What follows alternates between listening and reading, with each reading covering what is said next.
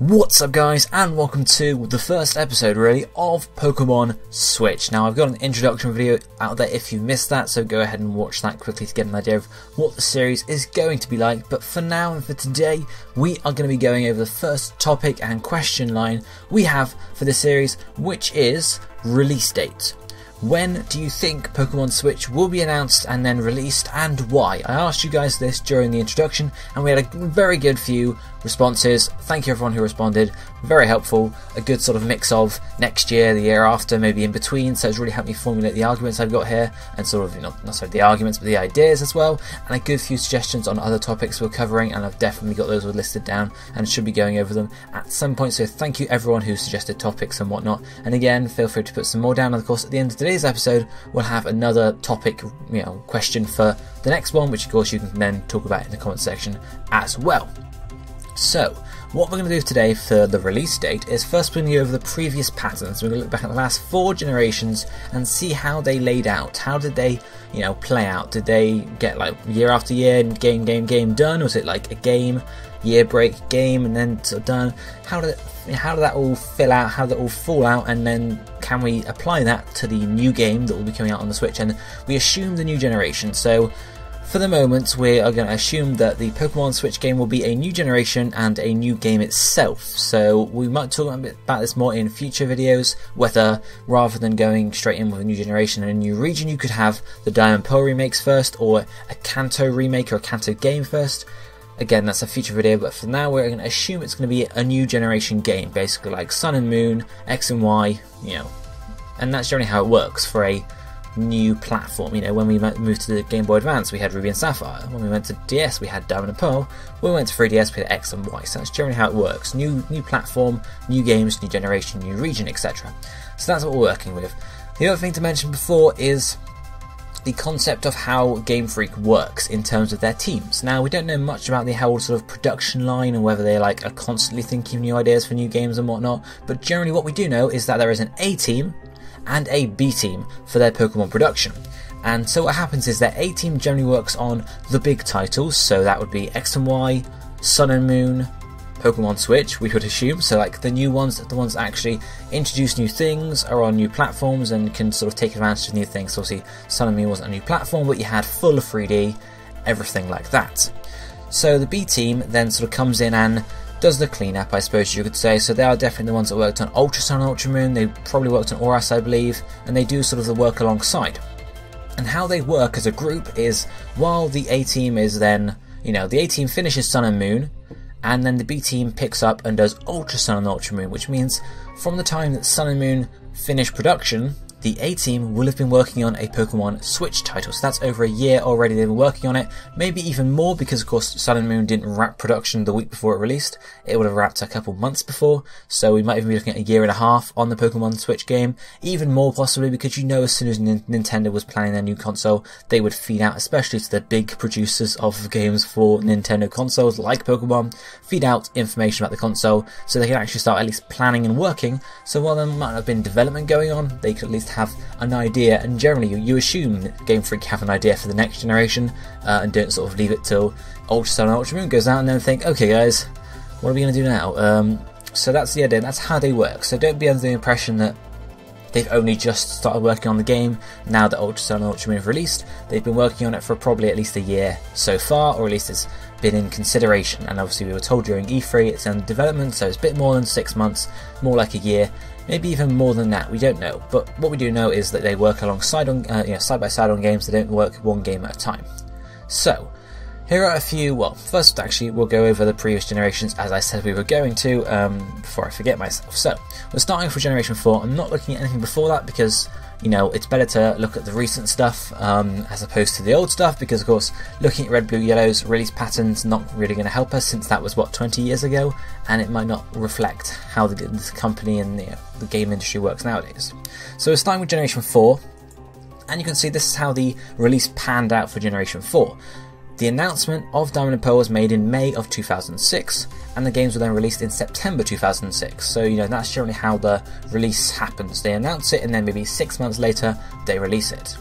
2007, nothing happened. This was an empty year, nothing going on, you just played Diamond and Pearl. Now, bearing in mind, back in the days of Generation 4, the games came out in Japan a lot earlier than the rest of the world, so while Diamond and Pearl came out in Japan in September 2006, the rest of the world did not get it until sometime 2007, so you have to sort of take that into account, but generally any dates here I'm listing are Japan, and or you assume it's sort of similar development cycle. So then Platinum was announced in 2008 and then obviously released in 2008 and was followed up straight away by Heart Gold and Soul Silver in 2009. So you can see how the A team and the B team would have worked here. The A team would have worked up onto Diamond and Pearl, then as soon as that released they would have started work probably on Heart Gold and Soul Silver, leaving the B team to update Diamond and Pearl slightly to give you Pokemon Platinum. So they basically had 2 years or a year and a half or so to work on Heart Gold and Soul Silver because they were new games, a new region needed to be developed. Not necessarily a new region, but a new region floor platform, so you had all the graphics and that stuff like that to do. So that's how it works there.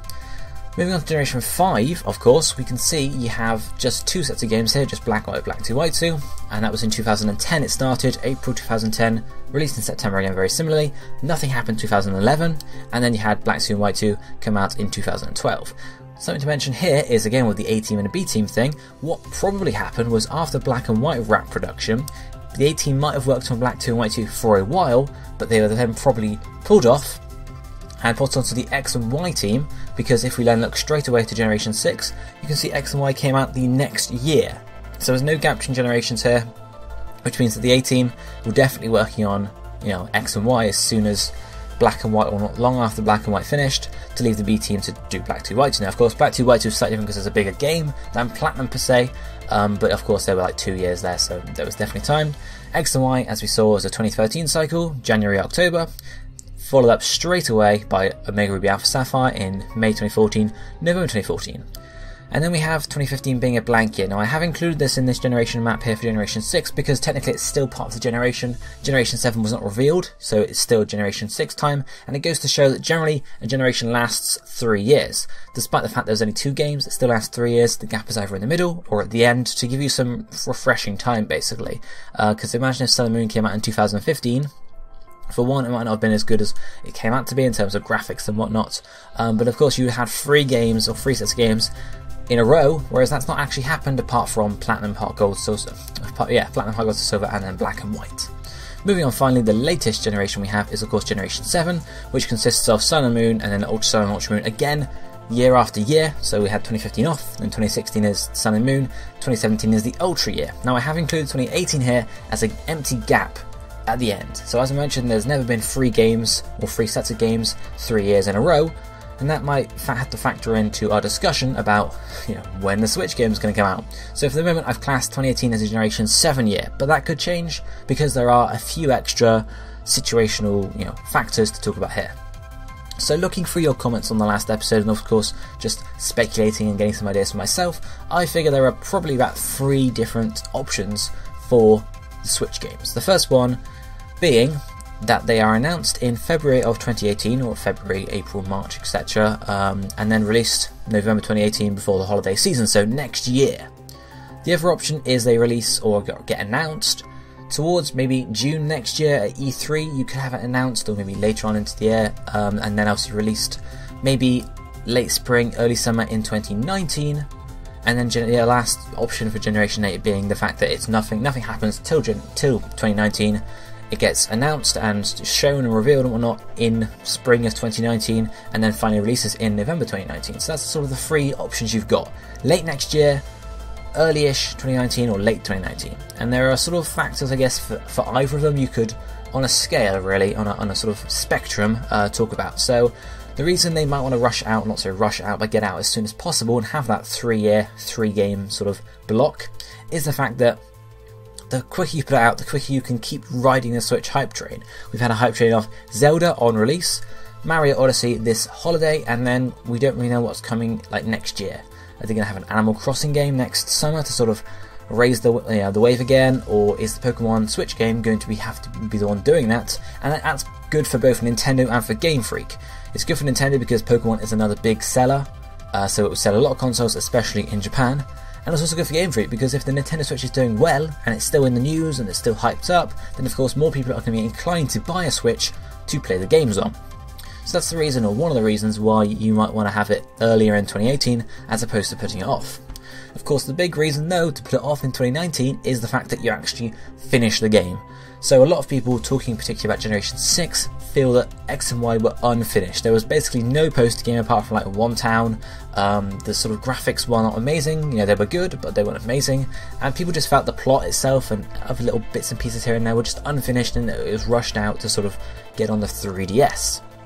So they could definitely take their time with this development and say, we're just gonna, we'll let 2018 be like a nice calm year, nothing going on, just take a break, and then we'll come back in 2019 with a finished game that will be perfect, and we'll get 10 out of 10 reviews on the Nintendo Switch. Because while Pokemon does get high reviews, you see, look back at Ultra Sun and Ultra Moon, and then Sun and Moon itself as 8s, 9s. It's never had a 10 out of 10 like Zelda and Mario have on Switch. I believe they both got 10 out of 10s on most platforms. Who knows though? But they're pretty highly rated, and of course they might want to take their time, because if they screw the Switch game up, then it might be a big hit to the franchise. Of course, people might, end up saying, well, I'm not going to buy a Switch if it's another tutorial-led Pokemon game. I don't want that. Whereas if it's a good game, if it's got some fresh ideas to it, then people will definitely be drawn to the Switch and possibly buy it, and obviously that does well for everyone, basically. So that's the idea, and of course it's the fact we talked about, we've never had 3 sets of games in 3 consecutive years. You've always had a break here at the end in terms of Generation 6, where you had X, Y, ORAS, break, or in the middle, like had Black, White, break, Black 2, White 2. Now since we have, of course, Sun and Moon, Ultra Sun and the Moon, 2 years just jammed in, we would imagine we don't have a break here in 2018, but of course if they want to keep the Switch hype train rolling, there might be pressure to get it out in 2018, or at least early 2019, and sort of mix up the formula a bit, looking at this central possible timeline. Now, the reason I've got the rest of the timeline filled out is because one thing to talk about very briefly here, because there will be a whole other video on this in the future, is the structure of Generation 8. How's it going to work? Well, looking back at those previous generations, we had Generation 4, we had the Heart Gold Soul Silver remake. Generation 5 was just a double game series, just new region, no remake there. Generation 6, we had ORAS, Hoenn remix. Generation 7 again, we just had the double game, nothing there. So Generation 5 and Generation 7 are pairs, and Generation 4 and Generation 6 are again pairs, which would indicate that Generation 8 is another paired game with 4 and 6, and we would be expecting a remake game as part of this generation. Of course, those remake games would be Diamond and Pearl, and those will sell pretty well, I do believe. I would definitely pick them up, well, obviously I would anyway, but you definitely get a good few people coming back, because Diamond and Pearl are games that were loved by almost everyone that played them, I would say. So you're expecting it. Looking at Diamond and Pearl themselves, the games released in Japan in 2006. So if you're looking for like a 15th anniversary, that is 2021, or of course 2022 if you want to look at 2007 for the rest of the world. So if you have the generation start next year in 2018, then the generations will be 3 years old by the time it goes to 2020. So if you want to hit that 15th anniversary and have it be like 15th anniversary, of course they don't have to do that, but it would be nice, I suppose. You'd have to extend Generation 8 to be 4 years long, which has never happened before from my knowledge, apart from maybe like in the old days when we had Generation 1, who knows. So it was never happened before. It's not saying it couldn't happen, they could extend it out. But if you look at the other 2 options here in Generation 8 and the 2 other options, obviously you see here, after I go September 2018, June 2019, I then jump to February 2020 rather, whereas they forget about the rest of 2019 and just have it be Pokemon Switch, and then they can do something in the next February. Now of course I showed you earlier Generation 4 was 4 years long, because we had Diamond, Pearl, Gap, Platinum, Heart Gold, Soul Silver in 4 years, so it definitely can happen. It just has to happen for a while, because they tend to keep them nice and short and snappy, so they can get some new Pokemon out, new generations out, etc., and keep the refreshing going. Now of course that might just be for the 20th anniversary, and it might just be how it's all panned out, but of course, again, remember Generation 4 had the 3rd game and the remake, whereas nowadays they tend to be good at doing either a remake or a 3rd game, so again, it might not happen. But going for either of the other 2 options you see here, they end in 2021, which would allow you to release a Diamond Pearl remake in November 2021, or middle of 2021 generally, and they could pilot that as a 15th year anniversary for Pokemon Diamond and Pokemon Pearl, which again in Japan would sell pretty well, because that's the year they came out in Japan. So that's one possibility there, hence why they might decide to leave the gap. Otherwise, if they don't leave a gap, then they have to leave a gap somewhere else to fit that in, and then you've got sort of either a 2-year gap, or you have to do a 3rd version like they did previously, which they could decide to do. Who knows how it's going to pan out? Again, it's another video to talk about that one. But these are the three options. In terms of which option I think it will be, initially I was like, it'll be 2018, they want to rush it out. But thinking these through, I think it's much more likely to be one of the other two. I'm not entirely sure about the last one, as in like leaving the whole of 2018 bare of a game or release even. But what I think might happen is next E3, they may reveal the game there and not release it for about a year, maybe a bit more. Now, of course, Zelda Breath of the Wild, the big Switch game, was revealed years ago. Absolutely years ago. It was in development for ages, and there was still hype for that coming up to the release. So they may decide to sort of tease us a bit, maybe with the name, maybe something like that, and have the information seep out slowly over like a year period, to sort of fit in with, you know, keeping hype up, but also having it come out in 2019. Or, of course, they could properly release it or announce it next, you know, late sort of E3, September 2018, and have it come out early 2019. They haven't done that for a while, as we've seen. Usually it's like an autumn reveal. The only few sort of discrepancies there, I believe, are like Black 2 and White 2, which came out in June. So it's happened, but there is a precedent generally for them to come out in November, October time. So any of them are really possible, but I'm leaning more towards not next year releasing, having a break year, and maybe some teasing along the way.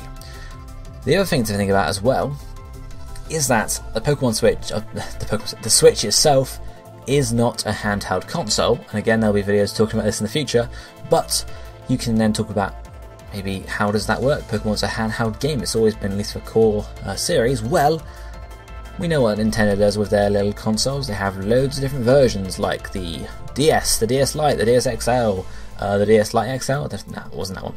3DS, 3DS XL, new 3DS XL, 2DS. You know, there's loads of different versions. So it's not out of the total realm of possibility that you end up with some form of Switch Mini, which is a handheld version only, so you can't play it on your TV, but it's still there. It's be a slightly smaller screen, and you can only play it in handheld mode, but that would be a very good fit for a Pokemon game, because again, you can have more than one per household, because it'd be a lot cheaper, and it would fit the genre properly. So they may look to have that be a release alongside, so Pokemon Switch comes out, but also the Switch Mini comes out with it to allow you to play it on the go properly as a proper handheld, and allow, you know, a lot more kids to buy it, seems to be their target audience nowadays. But those are just some of my thoughts, of course, guys. Feel free to let me know what you think about my thoughts, and also some of your thoughts in the comment section down below about this topic. But of course, we have the topic for next video to announce as well, and that topic, which I've already seen mentioned in the comments of the introduction, is Pokemon Breath of the Wild. The question being, could we get a Pokemon Breath of the Wild? Now that's a very open question, a very open-ended question. What does that mean? Well, think of Zelda. Zelda's been a dungeon game. You know, you go from this dungeon to this dungeon to this dungeon. Yes, sometimes there's been some variation in which dungeons you can do. You got choice select 2 at some stages, etc. But generally it's a story, you know, go here, go here, go here, which is very similar to Pokemon. You do this gym, this gym, this gym, this gym. Whereas Breath of the Wild came out, totally open world. You can do what you want. You can start the game and then go and fight Ganon, or you can go and do every single dungeon and then go fight Ganon. Totally open world. So the possibility there is, can that work in a Pokemon format? Can you just get your starter and be let free into the world to do whatever you want? How will that work? Let me know down below if you think it can work, and why, of course. Or if you think it can't work, let me know why again, and hopefully it'll be a really interesting video to sort of get to the bottom of it, and to sort of decide whether it's something we'd like to see, and also something whether we could see, whether Game Freak would actually be willing to do that. So let me know down below and have a little discussion in the comment section, and if you enjoyed this video, hit the like button. It's been a bit longer than I intended, but some good discussion there, guys. I enjoyed this, hopefully you did too. I'll be seeing you next time. Thank you for watching. Goodbye, my friends.